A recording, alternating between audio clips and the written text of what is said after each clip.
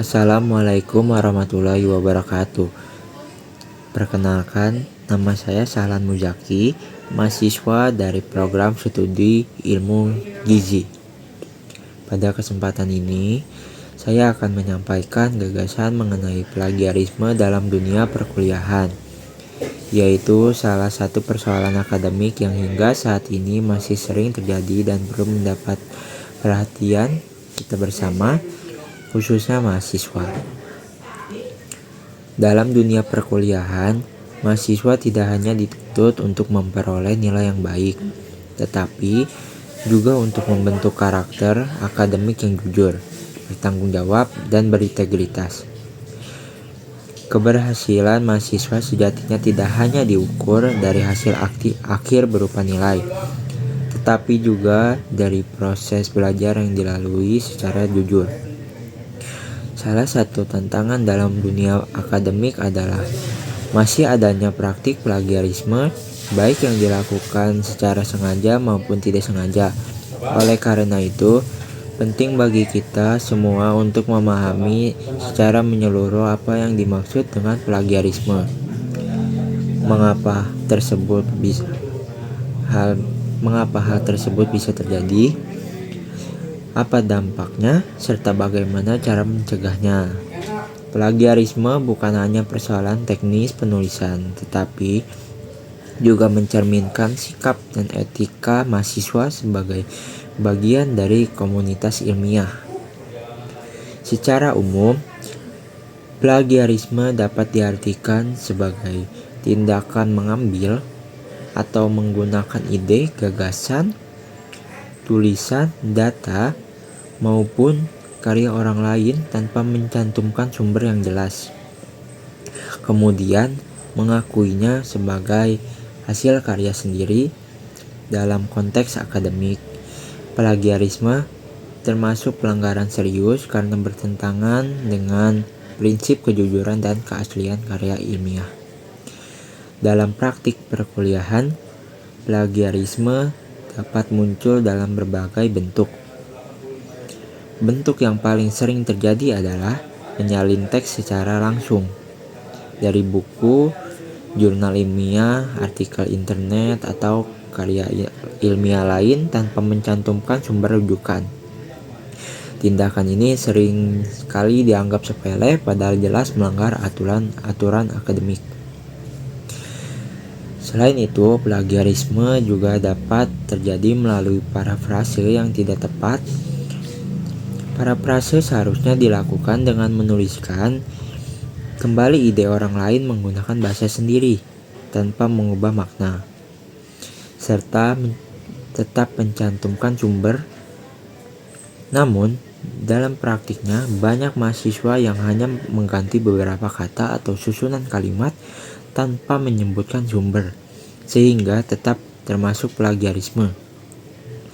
Bentuk plagiarisme lainnya adalah menggunakan tugas milik teman, baik dengan izin maupun tanpa izin. Meskipun ada kesepakatan antara sesama mahasiswa, tindakan tersebut tetap tidak dibenarkan karena secara akademik. Selain itu, mengumpulkan kembali tugas lama untuk mata kuliah yang berbeda tanpa persetujuan dosen juga termasuk dalam kategori plagiarisme. Plagiarisme dapat terjadi karena berbagai faktor. Salah satu faktor utama adalah kurangnya pemahaman mahasiswa mengenai etika akademik dan teknik penulisan ilmiah. Tidak semua mahasiswa mendapat pembekalan yang cukup mengenai cara mengutip sumber, membuat parafrase, dan menyusun daftar pustaka yang benar. Faktor lain yang turut memengaruhi adalah kemudahan akses informasi melalui internet. Di satu sisi, internet dapat memberikan kemudahan dalam mencari referensi, namun di sisi lain, kemudahan tersebut juga dapat menimbulkan kebiasaan instan yaitu menyalin informasi tanpa melalui proses membaca, memahami, dan mengolah kembali. Selain itu, tekanan akademik juga menyebabkan terjadinya plagiarisme. Banyaknya tugas, tenggat waktu yang singkat, serta tuntutan untuk mendapatkan nilai tinggi seringkali membuat mahasiswa mengambil jalan pintas. Kurangnya kemampuan mengatur waktu dan rendahnya rasa percaya diri terhadap kemampuan menulis sendiri juga dapat mendorong mahasiswa melakukan plagiarisme. Meskipun demikian, perlu ditekankan bahwa plagiarisme tetap tidak dapat dibenarkan dengan alasan apapun. Dalam dunia perkuliahan, dalam dunia akademik, kejujuran merupakan nilai utama yang harus dijaga oleh setiap mahasiswa sebagai calon intelektual. Dampak plagiarisme sangat luas dan merugikan. Bagi mahasiswa, plagiarisme dapat mengakibatkan nilai tugas yang rendah, pembatalan tugas, hingga sanksi akademik seperti peringatan tertulis atau sanksi lain sesuai peraturan perguruan tinggi. Selain sanksi formal, plagiarisme juga berdampak pada perkembangan kemampuan akademik mahasiswa. Mahasiswa yang terbiasa menyalin karya orang lain akan kesulitan mengembangkan kemampuan berpikir kritis, menganalisis masalah, serta menulis karya ilmiah secara mandiri. Dalam jangka panjang, hal ini akan menjadi kendala besar ketika mahasiswa harus menyusun skripsi atau melakukan penelitian. Dari sisi institusi, maraknya plagiarisme dapat menurunkan kualitas akademik dan reputasi perguruan tinggi. Kepercayaan masyarakat terhadap lulusan juga dapat menurun apabila praktik plagiarisme tidak ditangani dengan serius. Oleh karena itu, pencegahan plagiarisme merupakan tanggung jawab bersama antara mahasiswa, dosen, dan pihak institusi. Upaya pencegahan plagiarisme dapat dimulai dengan meningkatkan pemahaman tentang etika akademik. Mahasiswa perlu memahami bahwa setiap karya ilmiah yang harus disusun berdasarkan kejujuran dan tanggung jawab. Pembekalan mengenai teknik penulisan ilmiah seperti cara mengutip, membuat parafrase, dan menyusun daftar pustaka perlu terus ditingkatkan.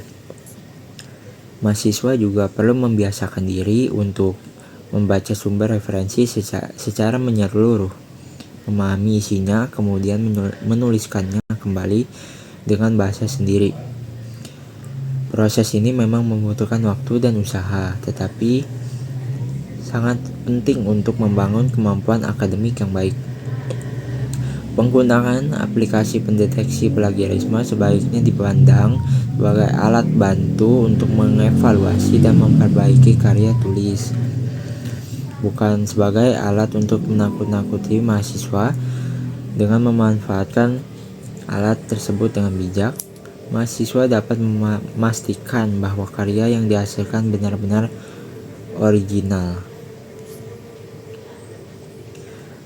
Sebagai penutup, dapat disimpulkan bahwa plagiarisme merupakan pelanggaran serius dalam dunia perkuliahan karena bertentangan dengan nilai kejujuran akademik. Plagiarisme tidak hanya merugikan pihak lain, tetapi juga merugikan diri sendiri dan mencederai nilai-nilai pendidikan. Sebagai mahasiswa, kita memiliki peran dan tanggung jawab untuk menjunjung tinggi kejujuran, integritas, dan etika akademik dalam setiap tugas dan karya ilmiah yang kita hasilkan. Dengan menjauhi plagiarisme, kita tidak hanya menjaga nama baik pribadi, tetapi juga ikut berkontribusi dalam menciptakan lingkungan akademik yang sehat dan berkualitas.